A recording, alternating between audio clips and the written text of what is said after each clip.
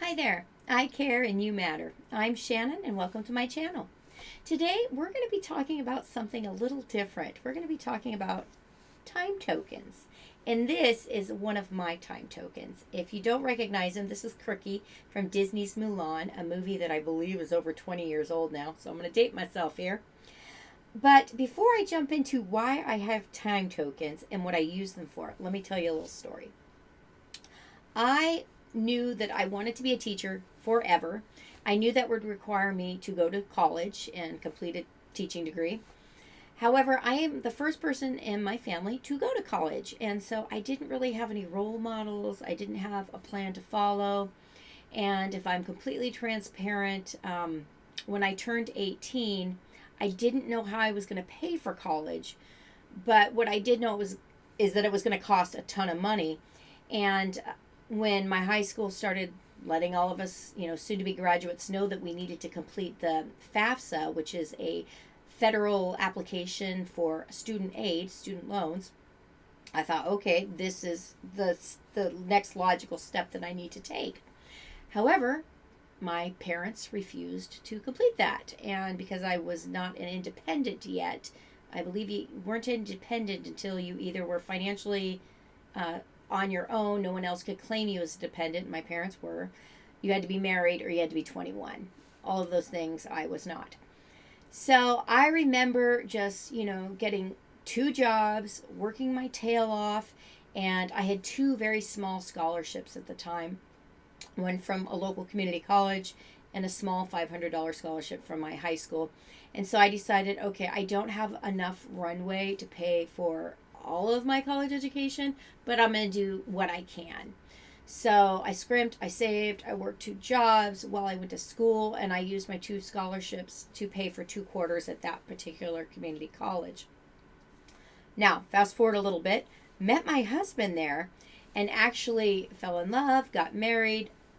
We were very young. We were 19 when we met and 20 when we married. Don't regret it at all, but married 29 years now. Anyway, so as the story goes, I met my husband, and he had a very much more stable home life, parents who were supportive, parents who were helping him go to school. And he was actually going to school to prepare his portfolio to apply to get into the Disney School of Animation, California Institute of the Arts. And whoa, if I'm really honest, I was jealous. I thought, wow, to just have your dream and just be able to go for it. And I thought, wow, that sure sounds like fun. Because I was just so used to working.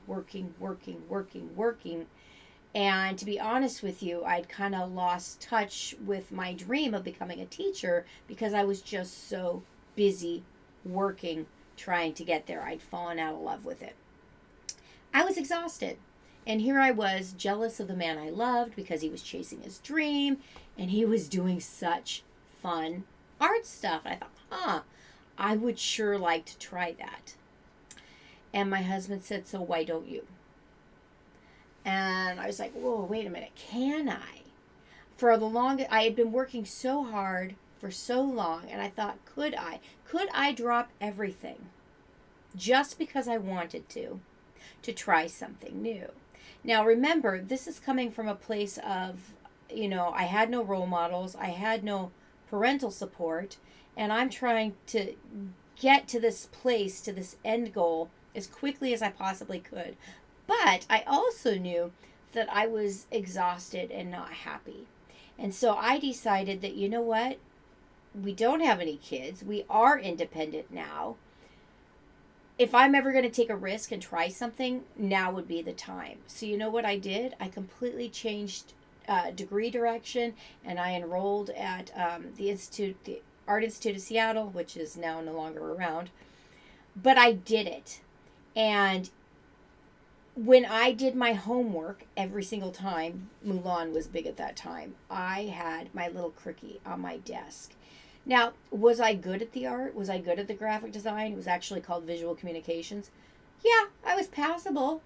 But you know what? That wasn't the big thing that I took away from that experience. The big thing that I took away from that was the actual feeling that, wow, I was worth trying something new.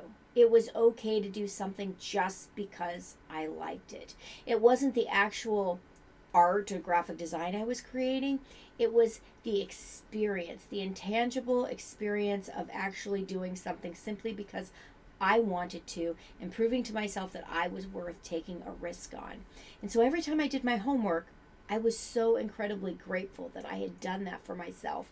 And this little crookie, this little stuffed animal, is tied to that feeling for me. And that's why I call this my time token. Because while, yes, I worked as a graphic designer for a while, I did eventually go back to school to get my teaching degree. But putting pause on that path toward that goal was incredibly valuable to me, because it actually, I believe, was the first time I practiced self-care. Because by doing that, I showed myself that my desires, my interests, they had worth too. And that's what this little cricket represents to me. And I call it my time token because it reminds me of the time that I felt that way. Now, I'm not a huge proponent of keeping stuff. I don't like a lot of clutter. If I'm frank again, my mom was a hoarder. And so it was difficult for me. I couldn't have friends over whenever I wanted. And it was just, I didn't like being surrounded by clutter. And so I've kind of gone the opposite direction now that I'm an adult in my own home. However, I do keep certain things that have value to me. And things of financial worth don't really have value to me. In fact, even my ring is fake. It's pretty. It's moissanite, but it's sparkly, but I don't need to spend thousands to enjoy the sparkle. But I do keep the things that have emotional value to me. And this little cricket has emotional value to me because it reminds me, take a chance. I'm not irresponsible. Taking a chance once in a while to do something that I love or might enjoy doing, such as creating this YouTube channel, is worth it. And so I encourage you to you can think about it in your mind's eye. You don't have to have the physical item.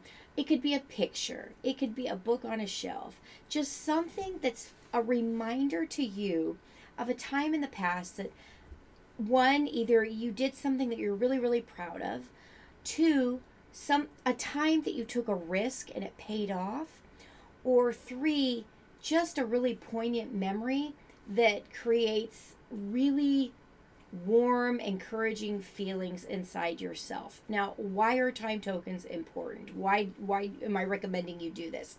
Because you know what? We all hit times and points that life throws crap our way, or people cut us down, or you know what? Things just get hard and difficult. And I think while it takes a village and it's important to have a support system, I feel even more strongly that it's important to find and nurture and cultivate ways to encourage and support ourselves. I don't think self-help needs to be cheap and hokey. I think it can really be a strong driving force and power in our own lives for positive change. And time tokens are an incredible way that I've found to help me. And even though I work inside, I spend all my days in this little 6x6 walk-in closet that I've converted to an office. I have, just right now, I'm looking around and I can see 3 different time tokens. And I like to surround myself with those because, again, it's a way to encourage myself with just a glance. Affirmations are great. Positive sayings are great too. I have those all around my office as well and in my planner. But time tokens, I just find to be another interesting way to encourage myself. And I hope that you can find a way to incorporate some time tokens into your life to encourage yourself as well. That's all I've got for today. Thanks so much for watching. If you're not a subscriber and you like this kind of content, please take a moment to subscribe. And if you like this video, hit that like button. It sure helps me and this channel out. Until the next video, I'll see you next time.